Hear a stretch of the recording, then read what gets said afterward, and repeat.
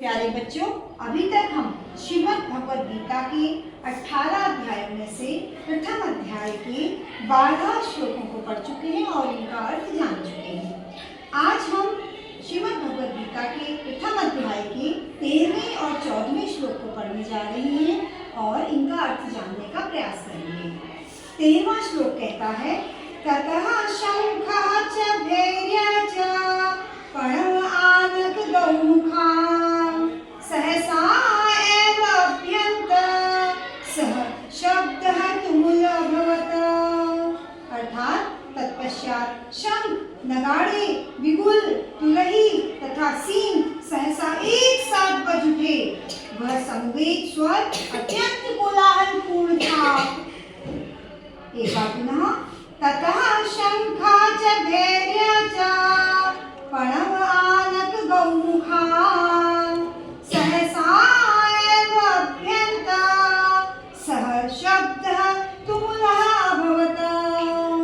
अर्थात तत्पश्चात शंख, नगाड़े, बिगुल, तुरही तथा सींग सहसा एक साथ बज उठे। वह संवेद स्वर अत्यंत कोलाहलपूर्ण था। अब महाभारत का युद्ध शुरू होने जा रहा है ना, उसका वर्णन हो रहा है।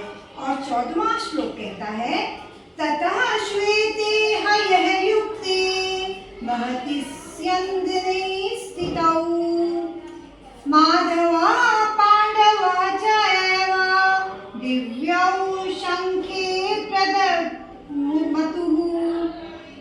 अर्थात दूसरी ओर से श्वेत घोड़ों द्वारा खींचे जाने वाले विशाल रथ पर आसीन कृष्ण तथा अर्जुन ने अपने अपने दिव्य शंख बजाए। अब दोनों ओर से शंख की आवाज आ रही है और सींग की, तुरही की, नगाड़े की, शंख की आवाज आ रही है, जो बता रहा है कि महाभारत का युद्ध शुरू होने जा रहा है। तो एक बार पुनः मैं 14वें श्लोक को पढ़ रही हूँ। ततः श्वेते हये युक्ते महति स्यन्दने स्थितौ माधवः पाण्डवः च एव दिव्यौ शंखौ प्रद्युम्नतुः। इसका मतलब है, दूसरी ओर से श्वेत घोड़ों द्वारा खींचे जाने वाले विशाल रथ पर आसीन कृष्ण तथा अर्जुन ने अपने अपने दिव्य शंख बजाए। तो ये भी आप अच्छी तरह से जानते हैं कि जब युद्ध हो रहा था, युद्ध कहाँ पर हो रहा था? कुरुक्षेत्र में।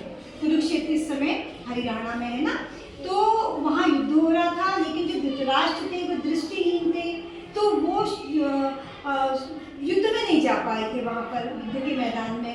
तो वो उनके जो साथी थे संजय, तो संजय से उन्होंने कहा कि महाभारत में वहाँ युद्ध में जो कुछ भी हो रहा है उसका वृत्तांत सुनाइए। तो इस समय संजय वहाँ का वृत्तांत सुना रहे, क्योंकि संजय के पास दिव्य दृष्टि थी, वो दूर तक का देख सकते थे। तो इन दोनों श्लोकों में, कौन से 13वें और 14वें श्लोक में हमने देखा कि किस प्रकार युद्ध का आरंभ होने जा रहा है। युद्ध आरंभ होने जा रहा है, शंख बज रहे हैं, नगाड़े बज रहे हैं, बिगुल, तुरही, सींग बज रहे हैं एक तरफ से, और दूसरी तरफ से क्या क्या बज रहा है? शंख बज रहा है।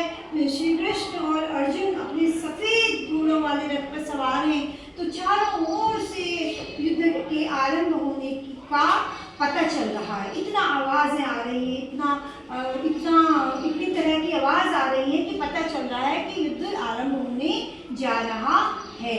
तो ये थे हमारे 13वां और 14वां श्लोक। ठीक है।